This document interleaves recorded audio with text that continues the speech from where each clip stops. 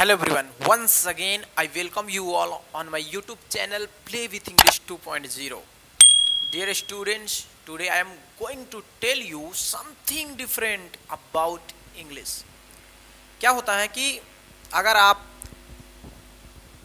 Bank SSC NDS CDS CPO SI stenographer की तैयारी कर रहे हैं, करने वाले छात्र हैं, तो मैं आप लोगों से मेरा आज एक बहुत बड़ा क्वेश्चन है। क्वेश्चन मेरा ये है कि मैथ में जो मैथ आप लोग पढ़ते हो तो वो आपको बताया जाता है एडवांस लेवल की मैथ, ठीक। एडवांस लेवल की मैथ पढ़ते हो, ठीक।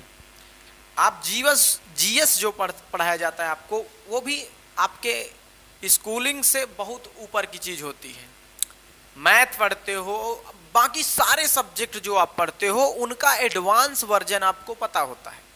लेकिन इंग्लिश में मैं आप लोगों से पूछना चाहता हूं, बताया तो जाता है कि इसका हम लोग बेसिक से एडवांस तक जाएंगे, बट एडवांस इंग्लिश क्या होती है ये आपको पता है?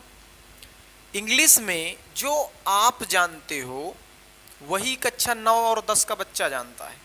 इंग्लिश में नाउन की डिफिनीशन आपको पता है, सेम डिफिनीशन उस बच्चे को पता है। उस नाउन के 5 प्रकार आपको पता है, 5 प्रकार उस बच्चे को भी पता है। प्रोनाउन की डिफिनीशन उसको पता है, प्रोनाउन की डिफिनीशन आपको भी पता है। तो इंग्लिश में एडवांस आप क्या जानते हो? मेरा क्वेश्चन ये है, इंग्लिश में आप एडवांस फिर क्या जानते हैं? आज का जो पैटर्न एसएससी ने कर दिया है, आपने देखा है, उन्होंने पैसेजेस डाल रखे हैं, 2 पैसेज, जिसमें से एक पैसेज सिंपल होगा और एक आपके करंट का होगा। एडिटोरियल्स होंगे, कब पढ़ने आएगा? किसी ने आज तक आपको ये नहीं बताया कि एडिटोरियल आप कब पढ़ते हो, कब पढ़ना सीखोगे। आप ये जानो, आपको स्ट्रक्चर दिखाए जाते हैं एसवीओ के, तो आप में से कोई भी एक बच्चा थोड़ा एडिटोरियल में एसवीओ खोज के मुझे दिखा देना। क्यों ऐसा होता है आपके साथ? क्यों? क्योंकि एडिटोरियल को बनाने वाले राइटर्स उसमें नन फाइनाइट वर्ब का यूज करते हैं। आप देखोगे सेंटेंस उनका खत्म ही नहीं होता है, एक ही सेंटेंस रहता है, उसमें नन फाइनाइट उन्होंने इतना यूज कर दिया कि सेंटेंस खत्म ही नहीं होगा। आप इस बात को भूल चुके हो कि जब आप छोटे थे तो आपके थॉट भी उसी तरह थे। आज आप ग्रेजुएट लेवल पे हो तो क्या आपके थॉट और राइटिंग कॉम्प्लिकेटेड नहीं होना चाहिए? टीचर आपको इंग्लिश पढ़ाते हैं, लेकिन वो कहाँ राम ईट्स मैंगो में टिका के आज रखे हुए हैं आपको। मैं देखता हूं टीचर इससे ऊपर का सेंटेंस आपको नहीं दिखाते हैं। तो अगर आपको द हिंदू पढ़ना है तो उसके पहले नन फाइनाइट की अच्छी जानकारी रखना होगा, क्योंकि मैंने अभी तक के यूट्यूब में भी मैंने देखा, ऑफलाइन क्लासेस में मैंने देखा, टीचर नन फाइनाइट को नहीं पढ़ा रहे हैं। वो नन फाइनाइट को बिल्कुल बेसिक आपको समझा के बाहर हो जा रहे हैं। उसी नन फाइनाइट को यूज करके आपका द हिंदू के एडिटोरियल्स बनते हैं।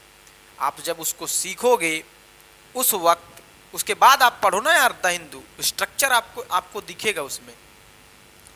अगर मैं आज आप लोगों के सामने एक बात रखूं कि आप जितने लोग मुझे देख रहे हो, क्या है आपको पार्ट ऑफ स्पीच की डिफिनेशन पता है?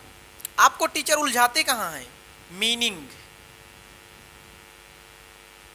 One word substitution, synonyms, antonyms, spelling error, है ना। इसके बाद वो क्या बोलते हैं अपना फ्रेजेस, है ना। इन पे आपको उलझा के रखते हैं। मैं आप लोगों से, मेरा जो छोटा सा क्वेश्चन है ये, इंग्लिश में कितने वर्ड हैं? 20 लाख वर्ड भाई, 20 lakhs वर्ड हैं इंग्लिश में, 20 लाख वर्ड। अब मैं आप लोगों से बोलूं और एक मैं नोट बना के आपको दे दूं कि देखो बच्चों ये इंग्लिश के वर्ड है, इनमें से फंस जाएगा, तो एसएससी भाई हमारे फूफा जी तो वहाँ बैठे नहीं हैं कि वो बता देंगे कि ये वर्ड आने हैं। उसके लिए वर्ड को टीचर पढ़ाते हैं। तुम इस बात को सोचो, जैसे तुम हुमायूं और बाबर के नाम याद करते हो, उनके डेथ, जन्म, कब जन्म हुआ, कहाँ बसे, किसने क्या बनाया, इसको तुम याद करते हो, हिस्ट्री। सेम उसी तरह मीनिंग को भी याद करना है, उसको किसी पढ़ाने की जरूरत नहीं है। हाँ, सिस्टमैटिक होना पड़ेगा कि वो मीनिंग फालतू की ना आप पढ़ो, वो मीनिंग होनी चाहिए आपके प्रीवियस ईयर क्वेश्चन की, समझे। चाहे आप वन वर्ड सब्स्टिट्यूशन पढ़ो, चाहे आप इडियम फ्रेज पढ़ो, चाहे आप मीनिंग पढ़ो, इनोनिम्स, सिनोनिम्स, एंटोनिम्स पढ़ो, ये सारे के सारे आपके प्रीवियस ईयर के क्वेश्चन के होने चाहिए। इधर उधर से नहीं पढ़ना है, प्रीवियस ईयर के जितना अधिक से अधिक आप पढ़ सकते हो वो पढ़ो। लेकिन टीचर यहीं पे लगा के रखे हैं नाउन। कोई कोई टीचर 15-15 दिन पढ़ाता है, और आप ध्यान से देखना, क्या नाउन को पढ़ाने की जरूरत है?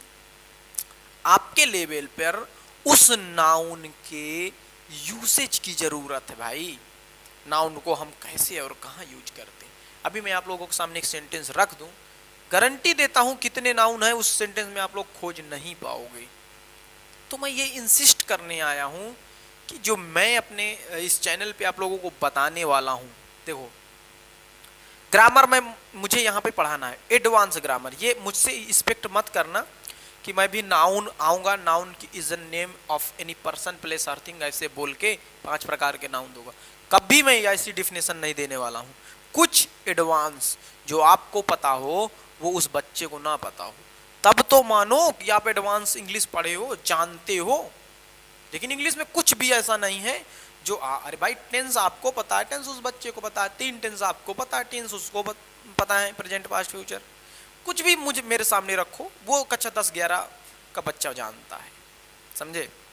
तो मैं यही बात बोलने आया हूँ कि अब जो एसएससी का पैटर्न है, इंग्लिश 45 क्वेश्चन आने हैं। याद रखना, उन 45 क्वेश्चन में एक भी क्वेश्चन फालतू नहीं होगा, और कॉम्प्लिकेटेड क्वेश्चन होंगे, बैंकिंग लेवल के, स्ट्रक्चर बेस्ड क्वेश्चन होंगे, फार्मूला बेस्ड नहीं होंगे। टीचर हमें यार तुम ये बताओ, नॉट ओनली बट आल्सो, ये रट के कोई भी पढ़ा सकता है। स्ट्रक्चर बेस्ड, एक होता है फार्मूला और एक होता है कंसेप्ट। फार्मूला तो कोई भी रट के पढ़ा सकता है, बट कंसेप्ट सीखना पड़ता है।